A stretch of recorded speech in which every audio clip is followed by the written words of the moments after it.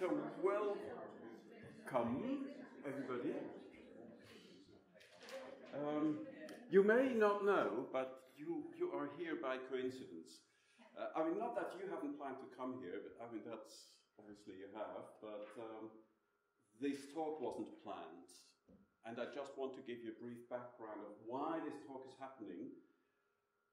A few weeks ago, I was asked by Richard Tremblay, who is a very famous developmental psychologist who's doing a lot of work on the development of violence and aggression, to comment on a book that is about the research done by war babies, and it consists of 12 biographies of researchers who were born between 1939 and 1945, and they tell their own stories about how they developed an interest in doing violence research and how their careers developed in a combination of random coincidences and maybe some influences from the war years and later on.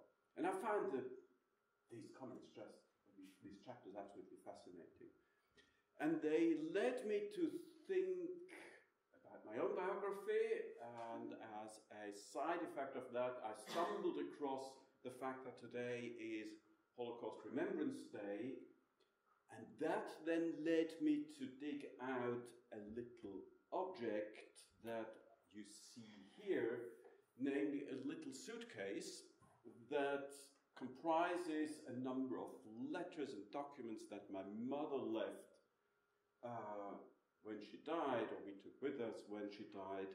And so I'd already been in these documents before, and I started to look at them. And in the combination of looking at these documents and doing some work on violence myself, I decided that I would give a talk today, which, because it's a little bit random, will be slightly disjunct, but hopefully not boring. So the background here is this little suitcase. And I spent this weekend, as Ruth knows, my wife, that I spent most of this weekend just looking through these documents and trying to put them into order. And there is one document that stuck out, and I want to start with this little document. This is a document written, as you may see, by a certain Blanka Fürst from the work Camp Birkenau, and I will just briefly translate this to you. Dear family Schulhof, after 10 weeks in Theresienstadt, we have arrived here yesterday. We are reasonably healthy, which we also hope is the case for you. Many cordial greetings from my sister as well to you and all your acquaintances, your Blanka Fürst. So this is basically the text. Now there is a number of things that I need to explain to you here before we move on, and I don't know who of you recognizes what this is all about.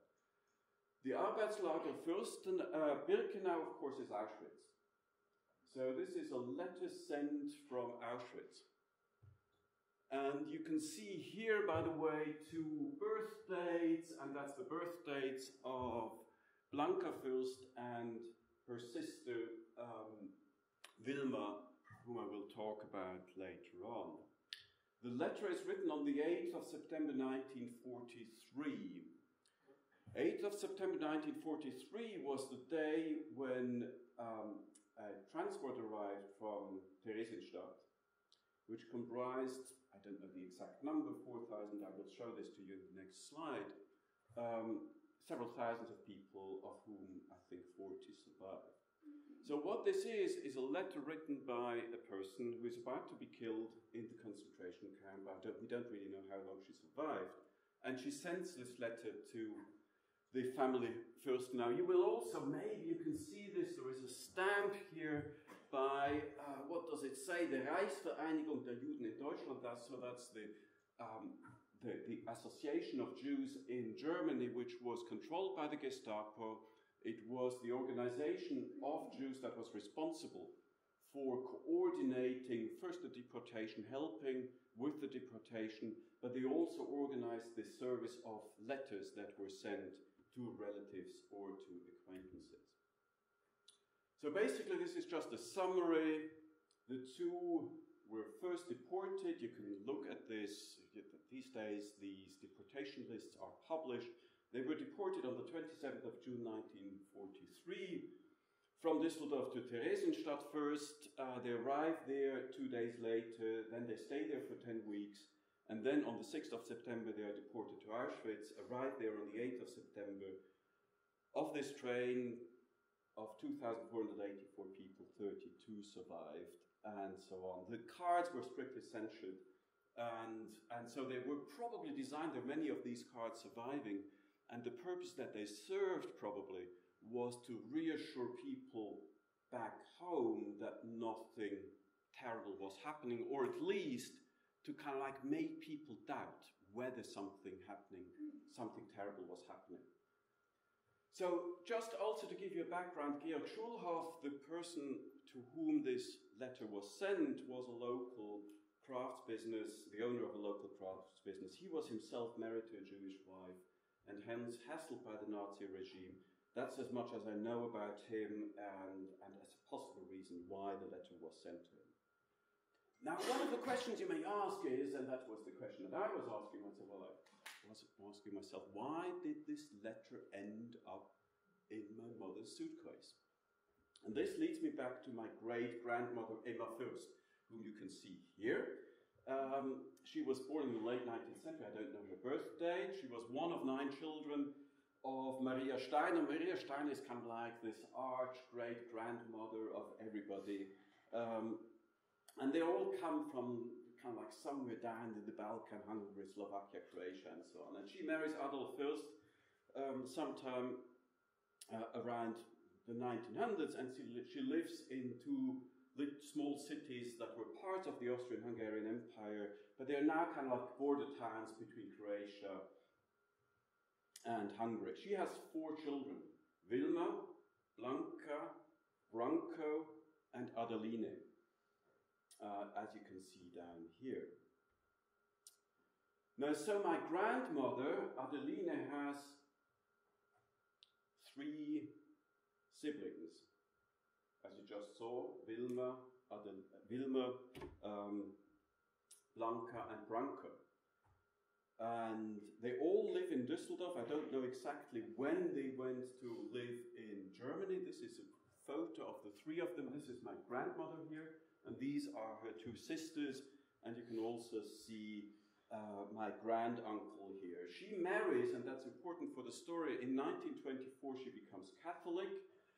And the likelihood is from the documents that she got to know Wilhelm Odenbreit, my grandfather on my mother's side, in around 1916, 1917, and she decides, in a climate where this is not a big deal, she decides to leave Jewish faith and to then become Catholic. And so in 1928, my mother is born, and for all practical purposes, she thought of herself as being Catholic. So you can see her here. This is my mother. Sorry, this is my mother. And you can also see her here outside the house a little bit later, 1939, when the war starts. She's 10 years old at this moment in time, and you can see her here with her aunt Blanka Fürst, who you can see, I felt when I saw the photo, who you can see that she is looking scared. That was my impression when I saw this photo. This is after the Reichskristallnacht. This is after she has been forced to walk around with a David star. And here you can see her with my mother. What happens during the war? So first in 1942, the uncle Branko is the first one who gets deported. He moved from Düsseldorf to Amsterdam. He married a Jewish wife, Betsy, and they have a son, Hans Walter, and they are deported to Theresienstadt in 1942. They arrive on the 25th of September 1942 in Auschwitz, and according to the records, the parents are killed 3 days later, and the son survives alone for some more weeks. Blanca and Wilma, so you may have gathered in the meantime, are my grandmother's sisters, and one of the things that my mother told me is that she actually went to the train station to say goodbye to them. So this would have been an event where, what could you do? She is then forced to leave the school as a half-Jew in 1943, and one of the other things that she remembers is that she was constantly in fear when she was queuing for bread that neighbors would ask her to be deported. So you have this climate where you have this girl, adolescent girl, aged 15, 16, who lives in this constant fear. So how and why did she survive? I mean, this is one of the interesting questions. Why did her mother's siblings all die, and why did she survive? And that leads to the history of her father, partly at least. Her father was trained as an accountant after the war. He had so all his exams and final marks survived from his time at school. He was unsatisfactory on just about everything, but he was doing really badly at school. But it's an interesting example of somebody who does badly at school, then becomes an accountant, and then becomes quite successful, and he ends up having an executive position at the Rhenania Ostsag Mineralwerke AG, which then became, after the Netherlands were annexed, part of Shell Germany. And so he was a senior manager in Shell Germany, and he then is asked to first go back to Hamburg, and then he spends most of the time in Athens and several other places where he was responsible for petrol supplies. Another bit in this suitcase is a long string of letters that he sends to his daughter. I don't even know whether he also sent letters to his wife, but he sends many letters to his daughter. And one of the astonishing and difficult things of these letters is that there is not a single word about the horrible situation that they're in. Because he knows, of course, that all the letters go through censorship, and so there is no way to say anything that puts them into danger. So I assume, although it's difficult to tell, that his senior role in the Nazi economy protects his wife and daughter. He was never a Nazi himself, and he later even also gets compensation. But he works in a senior administrative role. The second factor that played an important role is that her mother had converted, and that my mother attends a Catholic school. So they were considered what was defined legally as a privilegierte Mischehe, a privileged mixed marriage, which was partly protective until about 1944, but then the transports ceased to function simply because too many of the train lines had been bombed, and so probably that's one of the reasons why she was not deported. And finally, probably an interesting thing, and that's pure speculation, I was wondering, why did my grandmother's sisters not write to their sister and send this to somebody who may have just been an acquaintance of some kind? And my speculation is that they probably didn't want to expose her to an additional risk by sending a letter directly to my grandmother. But that's pure speculation. I don't know whether that was the case. Just very briefly, after the war, my grandmother then makes sure that they all get compensation after the war, although then at that time also on my father's side, my grandfather played a role because he was a lawyer in Zurich. My mother finishes school and studies medicine in Bonn and Munich, And my grandfather develops mental health problems, and he spent several years in a clinic. And then in 1950, that's just the story how I came about. In 1950s, she then goes to visit her second-degree cousin Marco Mortmüller, also descendant of the mother of everybody, Maria. And then he was a baritone singer at the opera in Zurich, and that's where she meets my father, because his father was very interested in music, and so they knew each other. And so that's how they fell in love with each other. So, one of the things, and that's my transition here to the topic of the second part of my talk, if I may say so. It's going to be on a very different topic, but it's still related. One of the other objects that survives in this suitcase is my grandfather's Aryan nachweis, the Aryan past that demonstrates that he was of pure Aryan blood. So anybody who was working in a senior position in the German Reich at this time had to demonstrate that you had a pure Aryan bloodline until 1800. And looking at this document, it's just astonishing to see the bureaucratic language. And so I've shortened this a little bit. This is the front bit. And it says, please note, thanks to its loose-leaf collection, so this is high-tech bureaucracy at the time, thanks to its loose-leaf collection, Bertelmann's, by the way, is a publisher that still exists today. Bertelmann's Ancestors Pass has the advantage that erroneous pages can be easily replaced. Simply replace the respective page. This way you can compile a clean, faultless Ancestors Pass. And so you have these things next to each other. People are just trying to comply with bureaucratic guidance, and they're being given good tools to do their duty, and on the other hand, you have people being sent to concentration camps.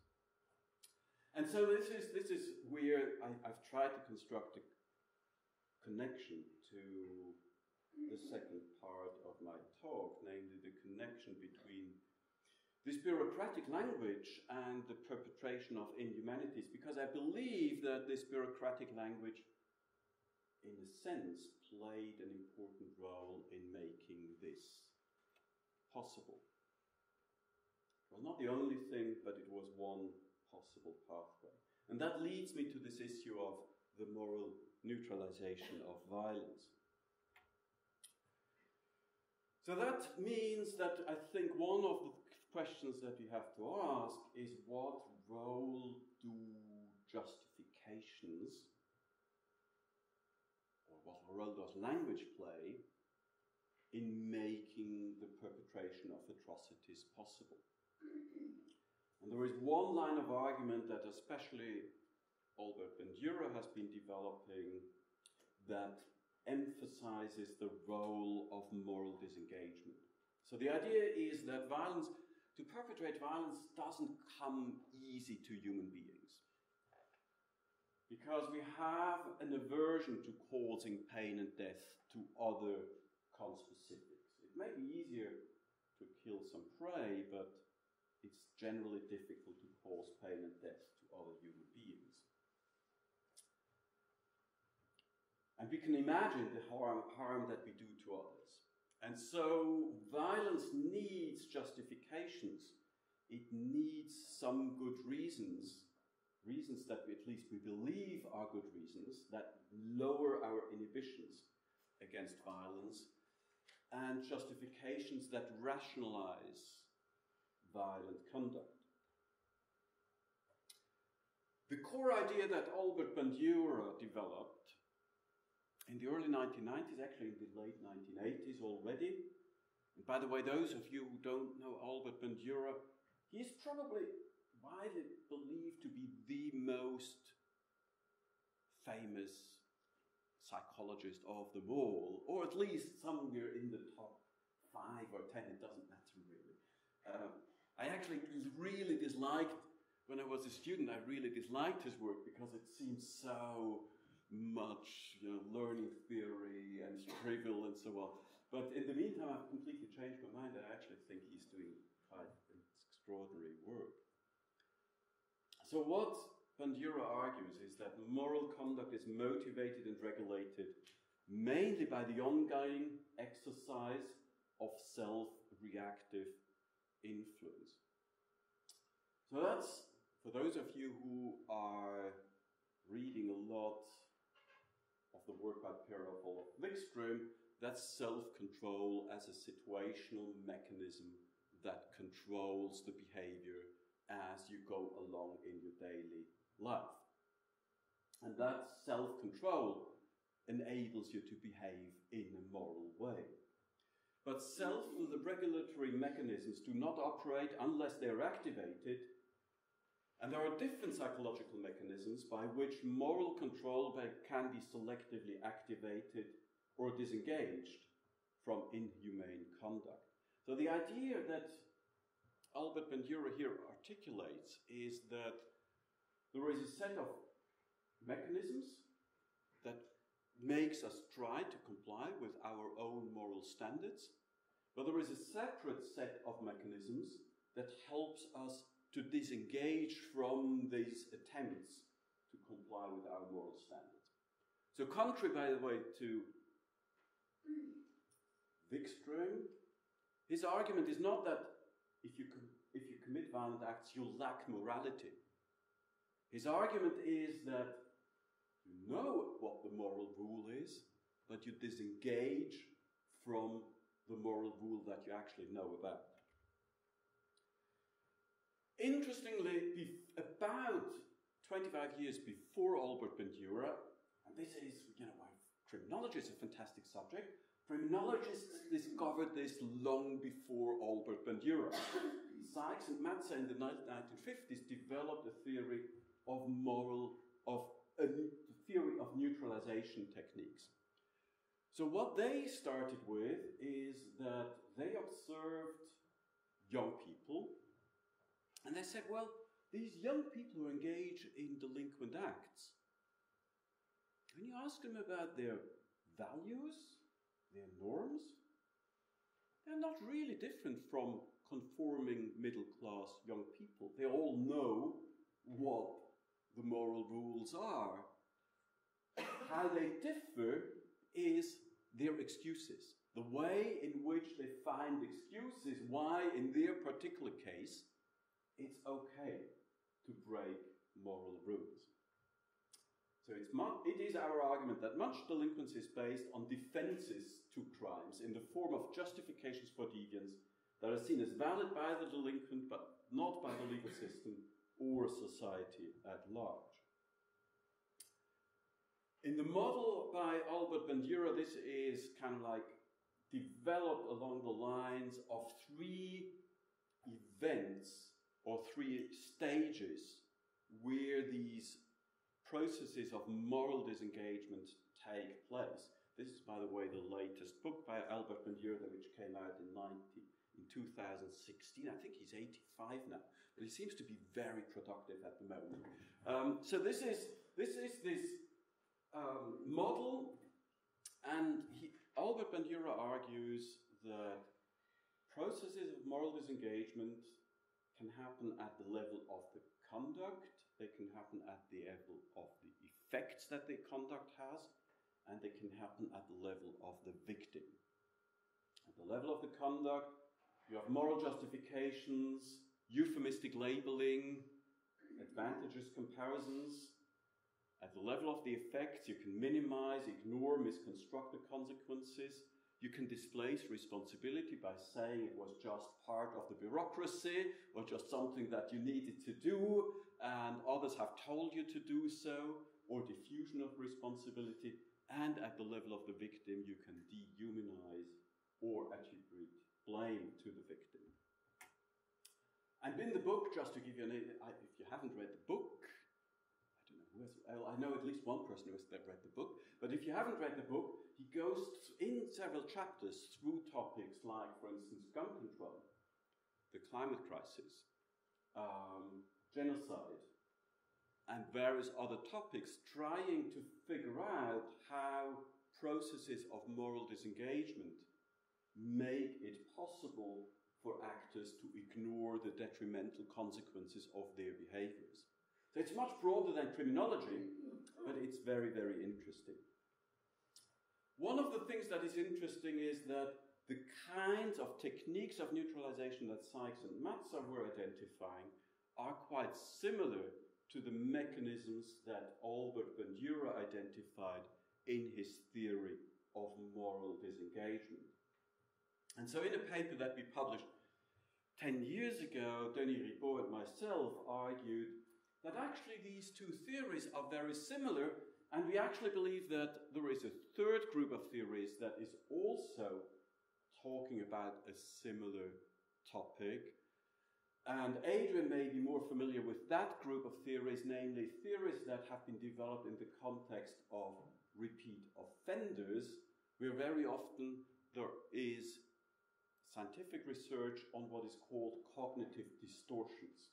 So patterns of cognitions that make it easier for perpetrators, whether it's sexual offenses or violent offenses or fraud, to think of themselves as not doing something that is harmful to others.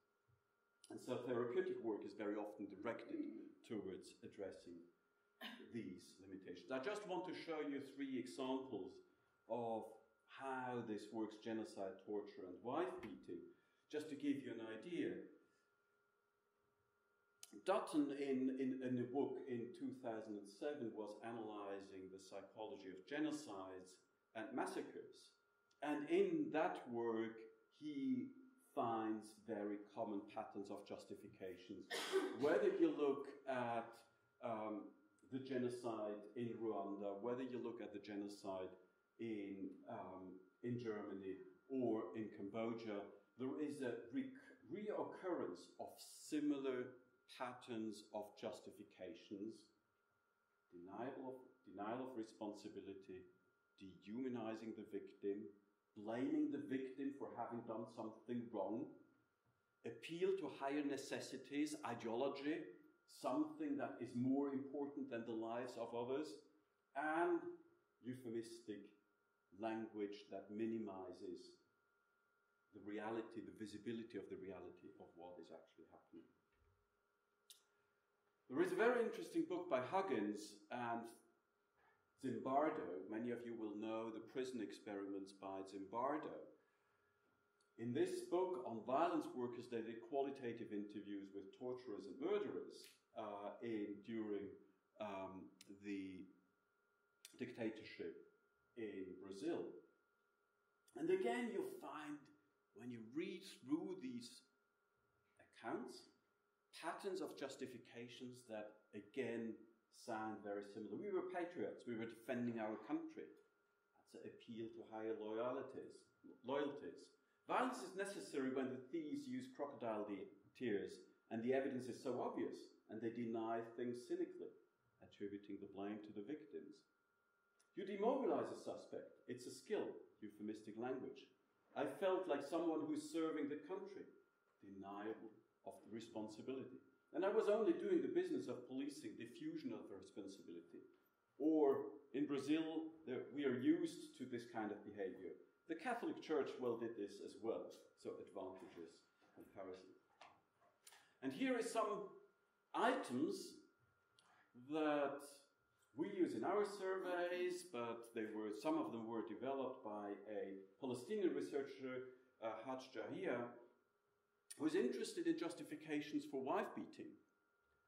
And again, you find very similar mechanisms. A sexually unfaithful wife deserves to be beaten, attributing blame to the victim. A husband has the right to beat his wife if she continues reminding him of his weak points, condemning the condemners. Occasional violence by a husband towards his wife can help maintain the marriage, denial of injury, or in most cases the wife is responsible for the violence against her due to her mistaken behavior, so denial of responsibility. So some of the work that I'm trying to do at the moment is to try to better understand the moral neutralization of violence during the individual life course. We're moving away a lot now from genocide and the Holocaust towards research on just normal young people in Zurich.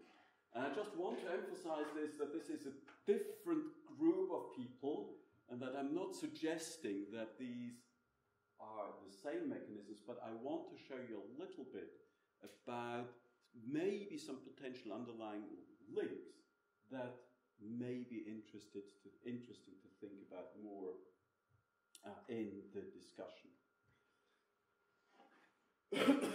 So one of the questions that we are interested in is how moral neutralization develops from childhood to adulthood. Does moral neutralization of violence in adolescence predict violence in early adulthood? And does it, for instance, predict, that's one of the things that we want to look at, does it, for instance, predict the probability of support for violent extremist groups? Because we've been measuring support for violent extremist groups for quite a while. That's probably as close as we get to questions that are relevant in the context of Nazi Germany. Although, again, I think there was something completely different happening as well. What experiences early in childhood lead to a higher likelihood of moral neutralization of violence during adolescence? And then, how are moral neutralization of violence, aggressive behavior linked to each other? So, just a few empirical findings, and I'm not going to be too long on this, because I spent too much time in this suitcase. Somehow the second part became a little bit shorter. But just for those of you who don't know yet what the study is all about that I'm going to talk about, this is a brief overview of the Zurich project on the social development from childhood to adulthood. We started with that study in 2004, and in the meantime we have collected data at ages 7, 8, 9, 11, 13, 15, 17, and 20. And we have participation rates in the last wave of 77% and across any wave of 93%. There were two early childhood interventions, and just because, in case you want to ask a question at the end, I'm going to talk about this at the beginning. Because we had two randomized controlled trials, I was interested over the weekend, I'd never looked at moral neutralization. Did it have a positive effect on moral neutralization? Neither the parent training program nor the social skills program had any effect on either of these things. So that's just the short answer to that question. And so we measured a number of things. So how did we measure moral neutralization of violence? This is, by the way, this is just for my wife, because this is a little icon on measuring the carbon footprint. So we're not measuring the carbon footprint here, but we are measuring moral neutralization of violence. This scale was administered 5 times at ages 11, 13, 15, 17, and 20. And we combined items from Bandura and Sykes and Matza and several others. And we have a full scale of 18 items. But just so that you understand what we're measuring, I just want to show you the items. So assuming the worst is one of the dimensions that we want to measure, you should hurt people first before they hurt you. Cognitive restructuring. It's all right to fight to protect your friends. It's okay to join in when somebody you don't like is being bullied. Minimizing your own agency. It's okay to get into a physical fight with someone if you have to stand up to protect your rights. Minimize negative impact. Bullying can be a good way to solve problems, but getting bullied helps to make people tougher.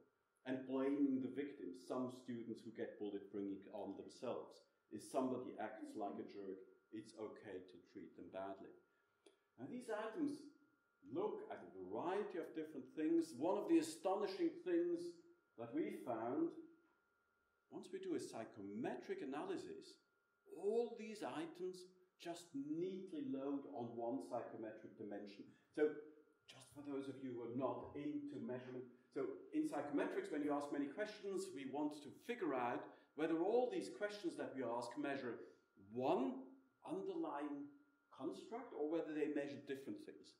In this case, the big surprise was that the responses to these questions seem to measure one underlying tendency to morally neutralize violent behavior. Right? This is the important message here. So the next question is, how does moral neutralization of violence change from late childhood to early adulthood? Of course, well, one of the things, just in brackets, one of the things that would be interesting to look at, in the context, by the way, also of research on the likelihood to become members of,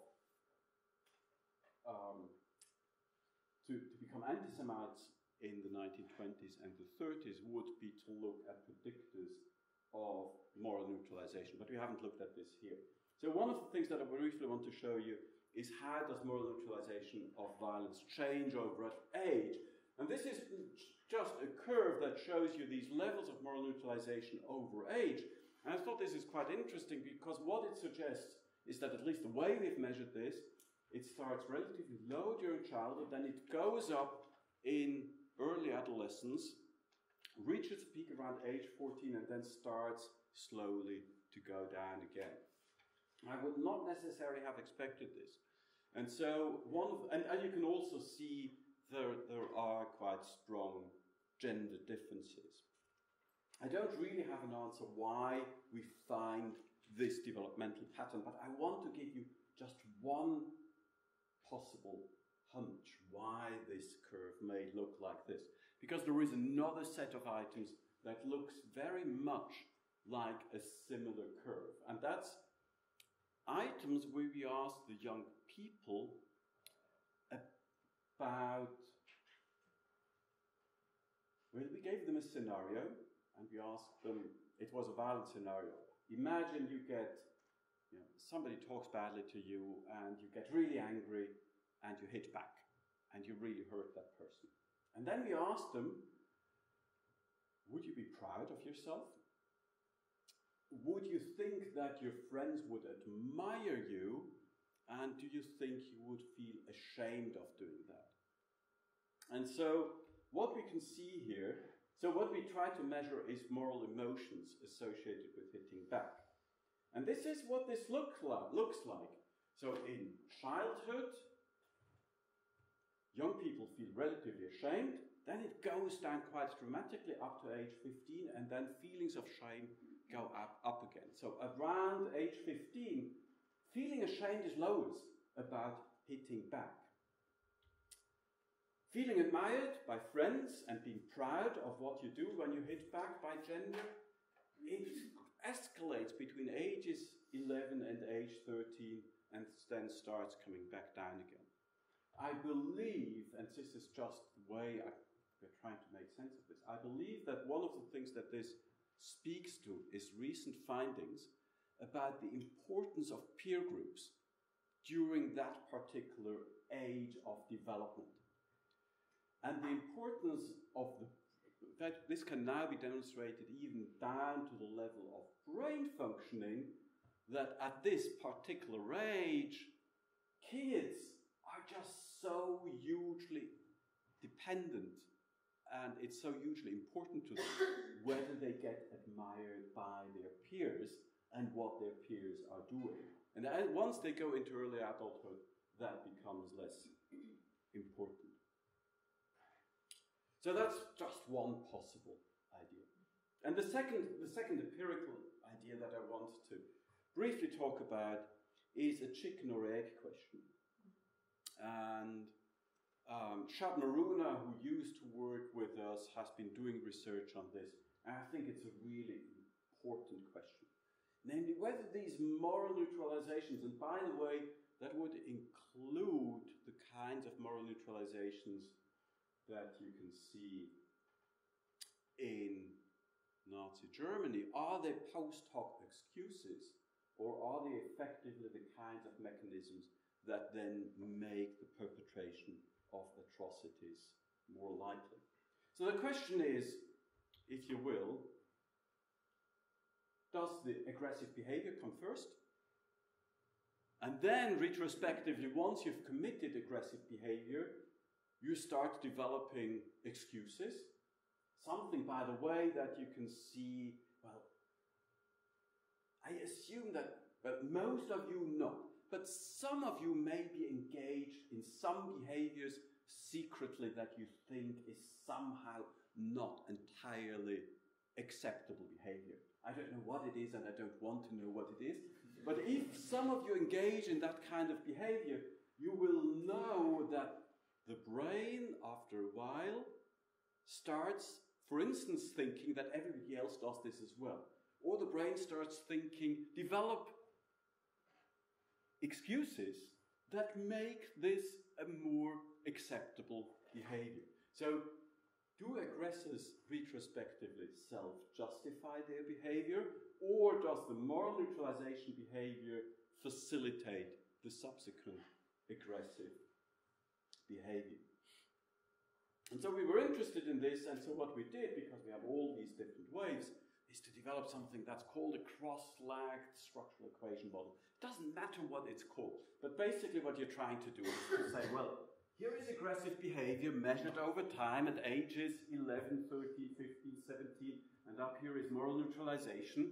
And what you're interested in, if you're interested in this model of what causes what, is whether aggressive behavior causes the moral neutralization, or whether the moral neutralization causes the aggressive behavior. Okay, so that's the basic idea behind this model. And so I'm going to plot a few arrows into this, and the arrows are meant to reflect what they do reflect what we find in the model, and they are meant to give you some indication of what is happening. First of all, moral neutralization, the tendency to morally neutralize aggressive behavior, is very stable within the same individual. So once you've acquired a tendency to morally neutralize, you tend to be high again 2 years later, and so on. So it's a cognition that is relatively stable. It does change, but not very much. That's what these coefficients are meant to mean. By the way, just again, for those of you who are interested in psychometrics, one of the things that I find particularly interesting is that the stability estimates become larger from childhood to adolescence. So that would be an indication that these moral neutralizations become more ingrained, less easy to change, as people move from childhood to adolescence. Something similar seems to be happening for aggressive behavior. So also aggressive behavior is relatively stable over time. That's been found in many studies. It's actually quite surprising in this study that the moral neutralization is more stable than the behavior itself. What we also find is that at each moment in time, those who are more likely to behave aggressively are also more likely to morally neutralize aggressive behavior.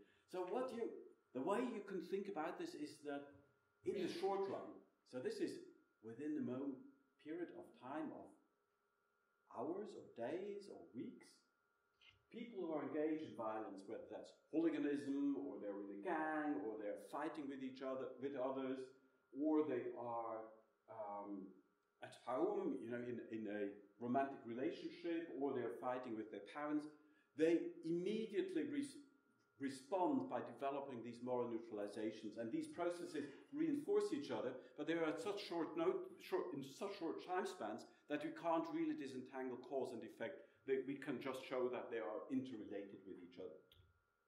And now something interesting happens, and I just want to show the last two arrows here. They're smaller, that's not such big effects because they are over 2 years, but interestingly, what seems to come out of these studies is that in the transition from childhood to mid-adolescence, the aggressive behavior comes first, and the moral neutralization then goes up. So that's what these two red arrows show. So I've just dropped all the arrows. So you first plot all the arrows, and then you drop those that are statistically not significant. That just makes this picture a little bit easier. So what seems to be happening in these data is that if you think about it, you are first aggressive for reasons that we would have to understand further, and then your brain starts to develop justifications. Why am I a bully? Why am I engaged in fights every day? Right? And that develops moral neutralizations. Maybe you're watching media, maybe you are associating with other aggressive young people, and that stabilizes, develops your moral neutralizations. Once you have morally neutralized aggressive behavior, it adds to the likelihood that later on you remain aggressive. So it adds to the stability of this behavior into late adolescence and probably early adulthood. So that's our conclusion provisionally, and we're still working on this model and over the next 2 weeks, but I thought this was quite interesting to show. Just a few words, and then I'll finish on prevention and intervention. Can moral neutralization of violence be changed? This is one of the interesting questions that comes out of our research. How much do we know about our ability to change moral neutralization of violence? Now, I just want to show you 2 slides on this. And I know that there are specialists here who may know more about this. Cognitive distortions are often an important target of offender treatment programs. So end-making excuses take responsibility, and very often probation office or even conditional release is dependent on successfully demonstrating that these cognitive distortions have been successfully addressed. Cognitive behavioral treatments are among the best established treatments, but there is some open questions, and I'm not sure whether there are other meta-analyses, but one of the meta-analyses that I read are quite interesting because what they suggest is that there is wide evidence that treatments can change the cognitive distortions, but it's much less clear whether that in turn is also associated with a change in behaviors. That doesn't mean that it's not, but it just means that, as far as I understand it, there is less firm evidence that this actually happened. How about preventive interventions in general populations? My reading is that there is not that much work on changing moral disengagement.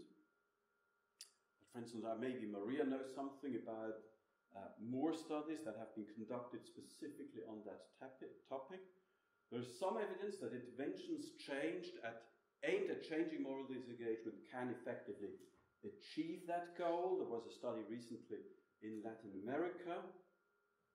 And there's also a study recently that suggests that attempts to change moral disengagement in classrooms reduces bullying victimization, which I thought was quite interesting. There was a systematic review by Andreas Behlmann, a colleague of the Institute who works in Jena, who looked at interventions to address prejudice and intergroup attitudes. So that's closer, by the way, to the topic, of course, of the Holocaust and racial prejudices. But again, the findings of these meta-analyses are somewhat sobering, I would say, and maybe Andreas would put this differently. What he finds is that there is consistent evidence that these interventions can change the more cognitive side of perceptions. So the knowing that some stereotypical perceptions, some moral neutralizations are wrong, right? But this is what the cognitive side is. But the behavioral and emotional side seems to respond much less to these kinds of interventions. If they change, it's much less likely that they change thanks to information campaigns. It's much more likely that they're affected by exposure to direct experience. Or in other words, the first part of this talk was more effective than the second part of this talk. Talking to the cognition is less effective than talking about personal experiences. I think that's basically what. And then there is also this element in this study that actually engaging young people in encounters with others is more effective than information campaigns. So conclusions. First, I thought I would leave this completely blank because I don't really have a good conclusion. I think, as you could see, this was a little bit of a mix of different topics. The personal side of the story is a little bit raw, and I don't really have any conclusions what all of this means. And the research is ongoing. We've invested a lot into trying to measure moral neutralization over many years now, and there is a lot of research that we can do with these data. But I wanted to conclude with a quote from Albert and Bandura, that societies must establish social systems that uphold passion and curb cruelty, regardless of whether social practices are carried out individually, organizationally, or institutionally. It should be made difficult for people to delete humanity from their actions. Here is the one important message here. As you saw that in the second part of the talk, I was talking primarily about individual experiences and individual differences. The catastrophe of the Holocaust was, of course, something very different. It was an entire state and an entire bureaucracy that was making this happen. And this is, I think, why it's so important that Bandura talks here about institutional, organizational, and individual mechanisms. These mechanisms of moral disengagement are not necessarily mechanisms at the level of individuals, or they're not necessarily the fault of individuals. They're structures and systems that happen at the level of entire societies. And I think in criminology we're not very good at bringing these two layers together. Thank you very much.